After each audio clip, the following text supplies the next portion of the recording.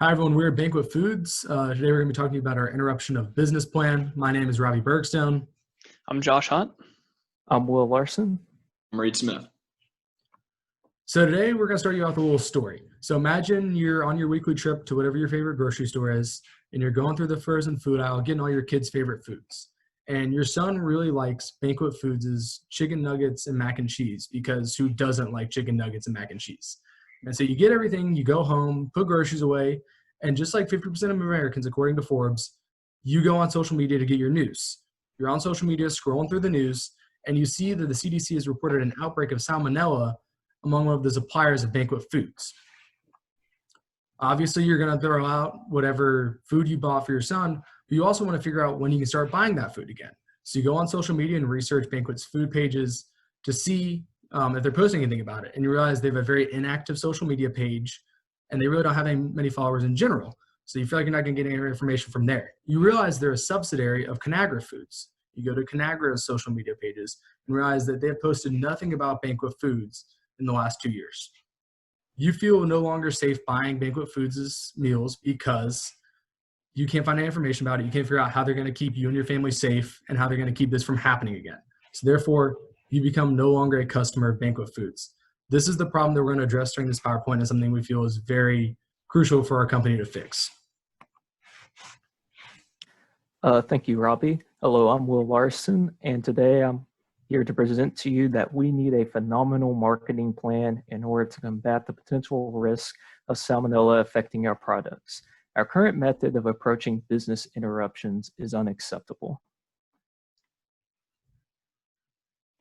So when you're looking at their current website and their brand imaging, the first thing that someone is going to do nowadays is go on Google, type in Banquet Foods, and the first thing they'll see is the website.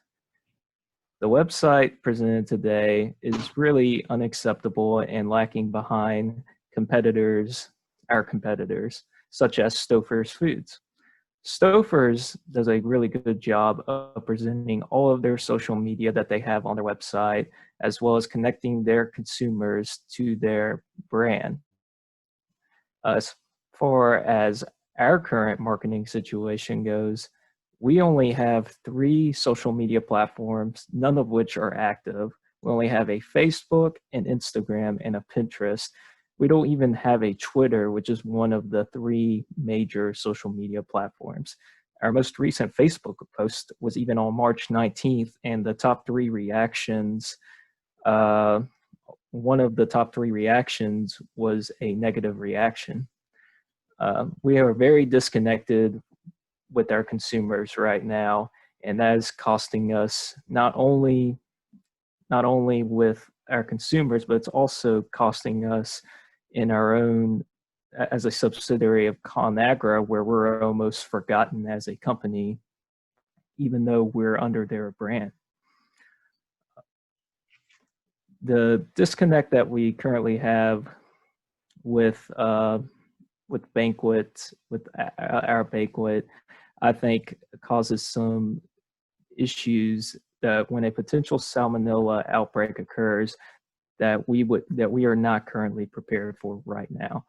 And so what we need to do is to take steps in order to prepare our marketing, so that way when this potential outbreak occurs, we are able to reassure our customers that we are doing everything that we need to, and give them some better understanding and reassurance that our product is still going to be able to go on, and that we're going to have all the testing measures that we need to take place. And now I'll hand it over to Josh. Thanks, Will. Well, our solution that we have come up with, as Will mentioned, is we want to attack our current marketing to create a communication line between us and our consumers, just so that we have a timely way in order to communicate with them what's going on when we have something like a recall that goes out, to mitigate customers that we lose because of that. So our first big goal, beneath the overarching goal of vitalizing Banquet's minimalist current media efforts, is to develop a social media presence. As Will mentioned, we don't even have a Twitter right now, which is arguably one of the most common ways for people to find out news like this about brands. Facebook is one that is commonly used by our competitors and seems to be where a large part of our audience would be. And other platforms such as Instagram could also be useful for us. And we have actually determined some KPIs for those different platforms that Robbie will be talking about a little bit later. Our second goal is that we want to establish marketability for Banquet's brand. One of the big selling points that we have for our products is that we're made exclusively in the US, but this is not really brought up much on the website or any of our media, and we feel like it could be something that could be capitalized on, first of all, to create that connection to our customer base, and then also to potentially increase our sales. You can see in the bottom right a picture. This is the only real place that the Made in the USA brand is capitalized on Banquet's website currently. It's a blurry picture, it's in a corner at the bottom of the page, and it's something that we feel like could connect with our particular customer group and have some loyalty that we build up there that could help us in the event of something like a recall. And then finally, we also want to establish relevance within ConAgra, our parent company, and become one of their top brands. Like Will mentioned, we are in their list of brands, but we don't show up as one of their top brands. And we feel like with this marketing campaign, if we roll this out, we could increase our sales to become one of their top brands, in addition to mitigating losses from something like a recall. Awesome. Thanks, Josh. I think that's a great solution. Made a bunch of fantastic points. And I guess now the real question is, how are we going to go about, kind of implementing that solution? And I think for us, we can really go about doing that in kind of 5 general phases. So phase 1 that we're looking at is really just to go ahead and detail and prepare our internal budget for design, development, and implementation of our new marketing approach tailored towards that unexpected interruption. So we have $500,000 towards appropriation, and we think that the best time to start this is on September 1st, 2020, which represents the first day of Q2 for ConAgra's fiscal year 2020. So most companies in the food processing industry spend anywhere from $4,000 to $7,000 a month on social media marketing, which is indeed the basis of our new approach. This generally includes a monthly ad spend, as well as a custom advertising and marketing strategy. Based off those numbers, we think a good estimate for that is approximately $5,500 a month. So that's about 8 quarters in that 24-month timeline that we're looking to implement this strategy within. So we think that's a pretty reasonable estimate. That's going to be in the budget. I'll kind of go into that in more detail here in the next slide. Phase 2 for us, to go back, we do have an important study that we think's relevant to mention. According to a CMO study in the Wall Street Journal, marketing budgets for the consumer packaged goods industry hover around 24% of the total of net sales. For ConAgra, looking at their 10K, their advertising and marketing expenses were only at about 2.5% of their net sales. So as we've kind of already touched on before, this is a problem we think within the parent company and the subsidiary of Banquet Foods, and we think that kind of revamping this strategy is the best way to go. So getting towards that revamping, we think that phase 2 is going to really involve kind of creating a social media team within the marketing department to handle these new company announcements, updates, and product promotion. We don't think that bringing any new employees in is necessary. We think that we have plenty of talent here on our Banquet Foods team. We do think that necessary training and development will need to go into that step to make sure that it is successful.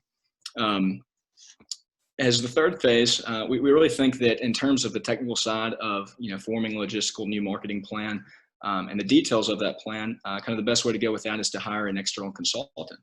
After looking at some of the top managing consulting firms that we can look to, we think that Deloitte provides the best in terms of service and quality. Our choice to kind of go with an external firm is really just a result of our kind of strengths as a team. We really don't have anybody in a background from marketing, and so although that we perform a bunch of research and studies to kind of help with this case, we do think that we can identify that we aren't experts on this, and so we think that the best way to go, especially from a technical side, is to kind of bring in this external consulting firm and let them really take care of the technical heavy side of this new plan. So phase 4 is going to be probably the most important. And that's going to be the implementation phase. And you can, as you can see, is kind of our target begin and finish dates. We're looking for about an entire fiscal year of implementation here. We think it really aligns well with how Conagra presents their financials. It's going to be a steady process, but we think that, testing and consistent monitoring, kind of paired together with development of this new team that we've formed is really kind of the way to go. And then finally, the final phase 5, is to continue to monitor the landscape of the food processing industry so that potential customers can feel prepared in the case of an unexpected business interruption. So that kind of puts us right at that general 24-month timeline. And we really think this is going to serve us well in terms of not only increasing our brand, but also, kind of attracting new consumers. So the next slide here, we'll kind of take a look at some of the key budget points I'll touch on briefly here. As I mentioned already, the majority of the budget is going to go to those consulting fees. However, we believe that every dime we spend is entirely worth it because they provide an extraordinary amount of quality and expertise on the subject. Is really going to save money tenfold kind of in the future as we progress through this. I think another really important part to kind of point out here on the budget is this reinvestment portion. This is going to be our excess amount that we have left. Again, these are all estimates, so things could change. We are in the middle of a pandemic now, so it's kind of hard to really predict where things might be. But any money that we have left over is going to go straight into the reinvestment portion of this new marketing team, new social media team that we have, in hopes of continuing to develop it in the future. So now I'm going to turn it over to Robbie. He's going to talk about some of our important indicators of success and important measures of success. Yeah, thanks, Reed. So now we're going to talk about actual tangible measures of success. So how will we know that this plan we've implemented is working? The first is that we need to be able to recover sales in the event of a Salmonella outbreak. If we look back at Chipotle with their E. coli outbreak in 2015, they lost approximately 30% of their sales in the first quarter of 2016. It has taken them still 4 years to not get back to that number. As of 2019, their annual reports had a $2 million less in sales per store than they had in 2015. We don't want to take that long. We want to be able to get back to 44.9 million in 12 weeks, which is what we got at the beginning of this year. That's the number that if we were to lose sales, we want to get back to that number rapidly. Next is we need to increase our following on social media. Right now, we have about 6,000 followers on 3 different platforms. For a major brand that we want to be, that is not acceptable. We want to also establish ourselves on Twitter, and between Twitter, Facebook, and Instagram, we want to get up to about 200,000 followers over the course of 2 years. That would put us on a much more comparable level to other frozen food brands ahead of us, like Marie Callender's or Stauffer's, that are around 400,000 followers on their various social media accounts. Next is we need a reliable network to put out information to our customers. That might be through social media, that might be through other methods. We just need to be able to reach people and tell them what our plan is in the event of an outbreak. If they don't think that we're going to keep them safe, or that we put in new plans to keep another outbreak in one of our suppliers from happening, then they're not going to buy our stuff. We need to be able to reach them rapidly and efficiently in order to get those sales back that we talked about before. Next, we want to improve our brand outlook.